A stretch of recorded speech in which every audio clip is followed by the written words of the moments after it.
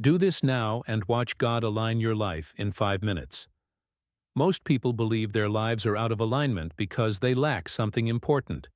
More money, more time, more faith, more discipline. But here's the unsettling paradox.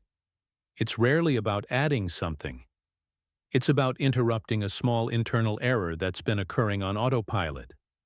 You've seen people pray, work hard, stay positive, and still feel lost, anxious, and trapped, as if they were rowing against an invisible current. And what almost no one tells you is this: alignment doesn't begin when life changes. Life changes when alignment begins. That's why 5 minutes, yes, just five, can silently accomplish what years of effort never could. It's not about religion versus mindset, or God versus action. It's about a hidden cooperation between faith, the subconscious, and daily decisions, a cooperation most people never learn to activate. Napoleon Hill hinted at it, the scriptures confirm it, and real life proves it. When the inner state changes, the outer world has no choice but to follow. The tragedy is that people look for dramatic signs, while the real gateway is subtle, simple, and almost boring, which is precisely why it works. If someone gets tired of trying and wants to start aligning more intelligently, this is where the reset begins. Not tomorrow, not when everything seems perfect, now amidst imperfection. Because alignment doesn't wait for ideal conditions. It creates them. And in the next few minutes, what seems small can end up redefining how decisions, opportunities, and peace begin to emerge. The question isn't whether it works. It's whether the person is finally ready to stop resisting something so simple. Why most people pray and remain stuck, and what this reveals. A person prays, asks for abundance, begs for prosperity, and 5 minutes later they're back browsing the internet, worried, doing the same thing as always. And here's the crucial point. It's not that God isn't listening. It's that sign that they're basically sending static.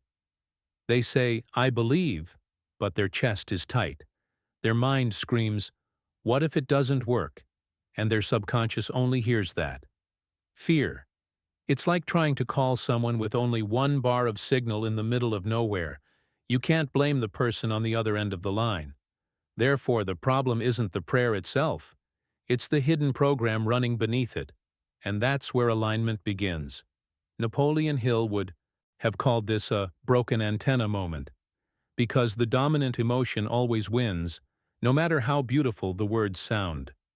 A person can repeat, "I am blessed," all day long, but if they are emotionally stuck on the idea of scarcity, they are planting that mentality in their subconscious. Yes, it hurts a little, but it's actually good news. If a life has been shaped by repetition, it can be reshaped by repetition. That's why gratitude isn't silly. It's a lever. It changes the state. It changes the focus. It changes the inner atmosphere where faith can breathe. When gratitude arises, the body relaxes, the mind calms, and suddenly the idea of abundance stops seeming like a fairy tale. Now here's the part most people don't realize. And it's kind of crazy. The subconscious mind doesn't respond to logic. It responds to certainty plus emotion. So when someone prays like a desperate stranger, they reinforce despair. But when they speak like a child trusting in the Father, they reinforce faith. This shift alone can alter decisions, deadlines, and even which opportunities they perceive. Because prosperity often arrives dressed in work clothes, not fireworks. And if that seems too simple, great. Because the next step is where things get almost unfairly powerful. A small daily ritual that transforms the inner state quickly. But before that, I need to show you what expectation really means, and why it's the bridge between prayer and action. Expectations change decisions, even when no one notices. This is where things quietly change. Expectation is not positive thinking. It is operating as if the alignment were already in motion. When someone truly expects abundance, they not only feel better, they make different choices, speak differently, and act with less hesitation. They stop asking, "What if I fail?" and start asking, "What's next?" And that simple question changes everything. Napoleon Hill observed this pattern repeatedly. Prosperous people weren't reckless. They were. Decisive clarity has replaced anxiety. And clarity, ironically, is emerging. After faith, not before it. Think of it this way. When you're expecting a visitor, you don't just sit on the couch doing nothing. You clean the house, set the table, maybe even change your clothes. Not because the guest is still in sight, but because their arrival feels real. Anticipation sets the mood, and the subconscious mind works the same way.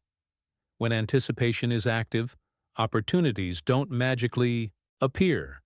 They become reality, noticeable. And most people don't notice them simply because their minds are trained to look for problems, not opportunities. Therefore, it's not about exaggeration or blind optimism. It's about perception gained through training. A person with an expectation of scarcity ignores a phone call. A person with an expectation of abundance answers with curiosity, not desperation. Same world, same events, totally different results. And yes, it seems unfair, but it's also something we can learn. Once the expectation solidifies, the action no longer seems forced and becomes guided. And that's exactly where the daily 5-minute alignment ritual comes in. Because the expectation needs an entry point to access the system. The 5-minute ritual that changes your inner state, before changing your life. This is where things stop being theoretical and start becoming real. Because alignment is not a belief, it's a reality. State Napoleon Hill understood that you don't change the results first. You change the internal atmosphere where decisions are born. 5 minutes may seem like a short time, almost ridiculous. But that's exactly why they work. There's no resistance, no excuses, no drama. In those minutes, the goal isn't to ask things of God, but rather synchronize the conscious mind, the subconscious mind, and faith. When these three elements align, the action ceases to seem burdensome and begins to seem obvious. The first change happens in the body, not in the bank account. Slower breathing, relaxed shoulders, calmer thoughts. This calmness is not random. It's a sign that fear is losing control of the nervous system. Gratitude follows, not as a mere formality, but as proof of trust. Giving thanks before seeing trains the subconscious mind to expect provision. Then, visualization fixes the image in place, not as a daydream, but as rehearsing a memory that hasn't yet happened. And memory, real or imagined, is the subconscious mind's preferred language. What makes this ritual dangerous, in a good way, is that it ends with responsibility. Instead of waiting for a miracle, the person asks, "What is my next step?" and listens without questioning. Sometimes the answer is simple, almost banal. A phone call, a study session, a small action that most people would postpone. But that's how abundance enters. Silently. Disguised as guidance, not as a spectacle. And when this becomes routine, something subtle happens, because now the mind is ready to receive what it previously ignored. Why does faith without action keep life in the same place? Here's the uncomfortable truth most people avoid. Faith that doesn't move the body will never move the life. Napoleon Hill got straight to the point. Belief without action is just imagination dressed in spiritual garb. A person can meditate, pray, visualize, affirm, and still remain stagnant if action continues to be postponed. This isn't a lack of faith, it's fear disguised as patience. And the subconscious picks up on this instantly. Action, in this context, doesn't mean rushing or exhaustion. It means obedience to the next clear step. Sometimes this step seems so small that it can be overlooked, which is why most people ignore it. They wait for certainty, signs, or emotional security, without realizing that trust is the key. Result from the action, not the cause. Those who thrive act while clarity is partial, trusting more in alignment than in comfort. And, strange as it may seem, this movement strengthens faith instead of weakening it. Think of it like driving a parked car. You can turn the steering wheel all day, but nothing changes until the car moves. Once in motion, even slowly, the direction becomes adjustable. That's how divine guidance works in real life. Movement generates feedback, and feedback generates improvement. And this is where most great achievements actually happen, not in prayer, but right after it. Because the next topic explains how timing, patience, and consistency determine who continues to progress and who silently gives up. The silent mistake that makes people give up before alignment happens. This is where most people give up, not because the ritual failed, but because impatience whispered a lie.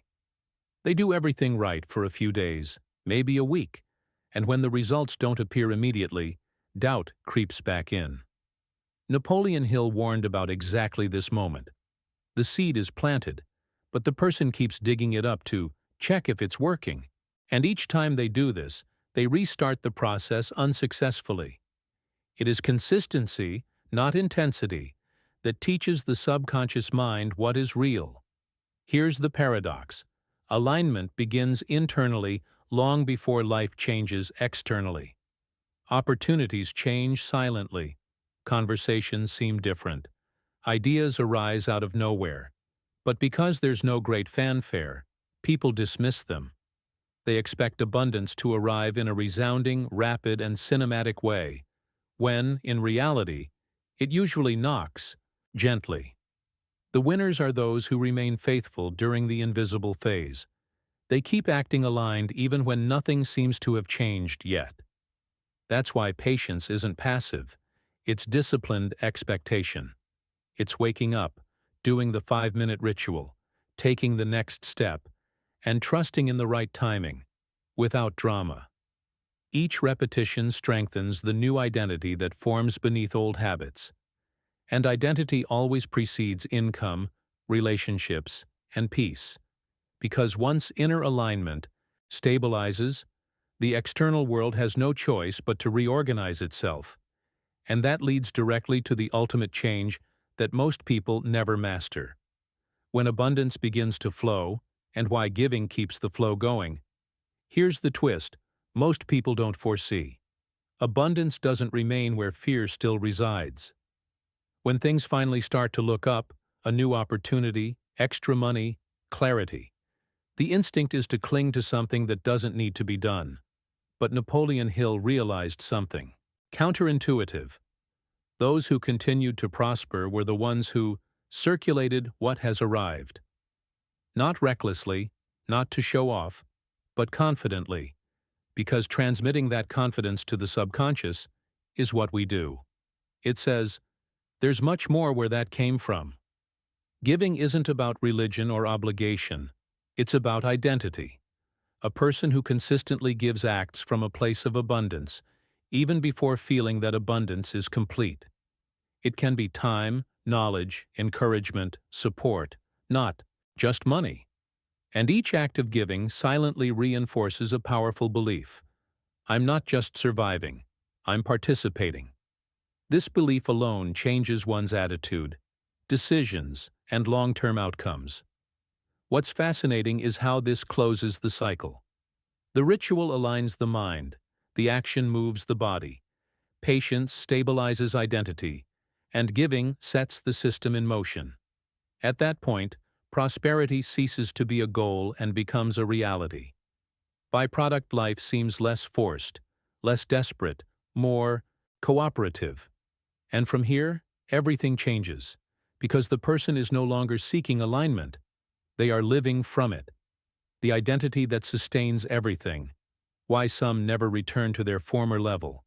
Here's the real finish line, and almost no one talks about it. Abundance only remains when it becomes identity. At some point, it's no longer about techniques, rituals, or even discipline. It's about who the person believes they are. Napoleon Hill clearly understood this. People don't ascend to the level of their goals, they regress to the level of their self-image. That's why some prosper once and lose everything again, while others seem immune to collapse.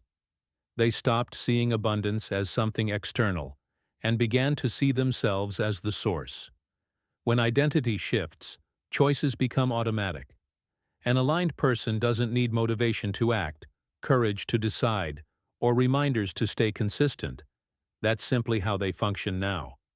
They don't constantly ask, "Can I afford this?" They ask, "Is this in line with who I'm becoming?" This simple question filters opportunities, relationships, and habits with brutal efficiency. And suddenly, chaos seems strange, unfamiliar. This is the silent power behind the 5-minute ritual performed daily. Over time, this not only reshapes thoughts but also self-image, from someone trying to thrive to someone operating in harmony. Fear loses its power, the sense of urgency disappears, and trust becomes the norm. And once the identity is established, the results have a strange way of achieving them quickly. Because now the person isn't asking how to change their life. They are simply living from the alignment they have already built. The daily alignment that makes the extraordinary inevitable. Here's the final layer that most people underestimate. Alignment isn't a peak experience. It's a daily rhythm. The extraordinary doesn't happen because someone got lucky once. It happens because small agreements are kept every day.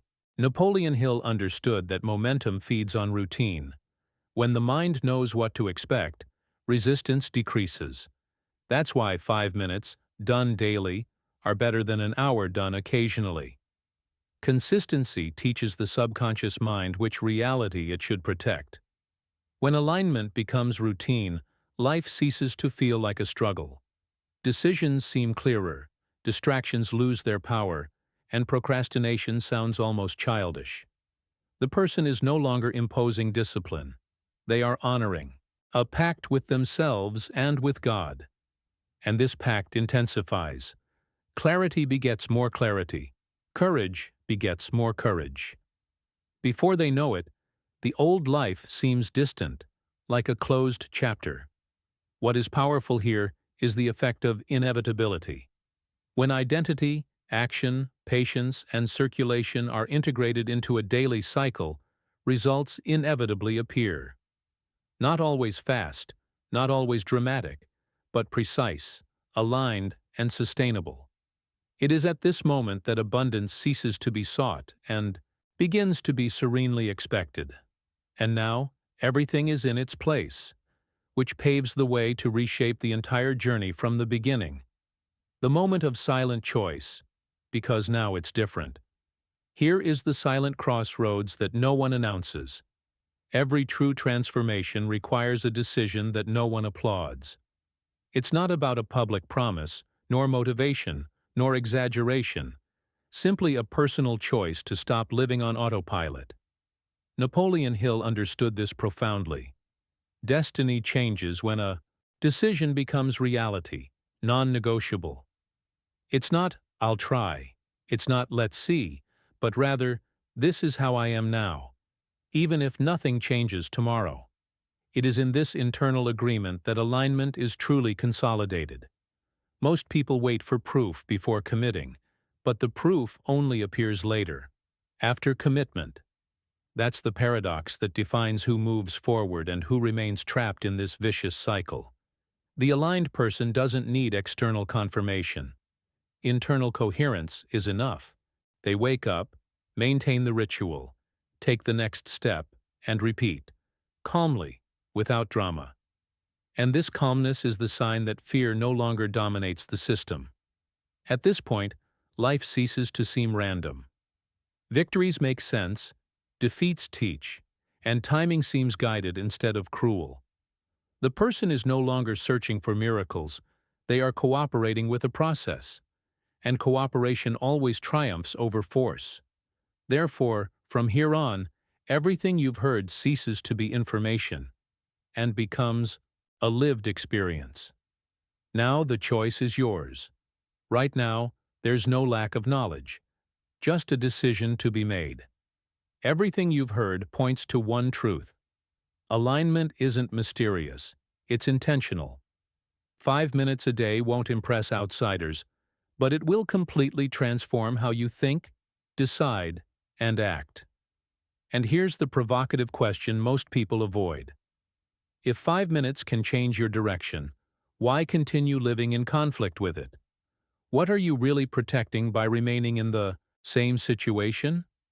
Think about this honestly. What would change in your life if, starting today, you stopped praying with fear and began acting with confidence? What if you stopped waiting for certainty and started acting with expectation? What if you viewed alignment not as a phase, but as a daily agreement with yourself and with God? The life you say you want is already responding. The question is whether you will respond in the same way. So here's the challenge. Don't put it off. Tonight, or tomorrow morning, take 5 minutes. Perform the ritual. Ask for the next step. Then, act. And when resistance appears, because it will, remember, resistance is proof that you are crossing a boundary. Now tell me in the comments, what is the first small action you commit to taking today? Saying it out loud transforms intention into identity. If you identified with this message, subscribe to the channel and turn on notifications. This is where we delve deeper into the subject, not with exaggerations, but with principles that truly change how life works. Share this with someone who feels stuck but can't explain why. And remember, alignment isn't rare, it's practiced. 5 minutes at a time.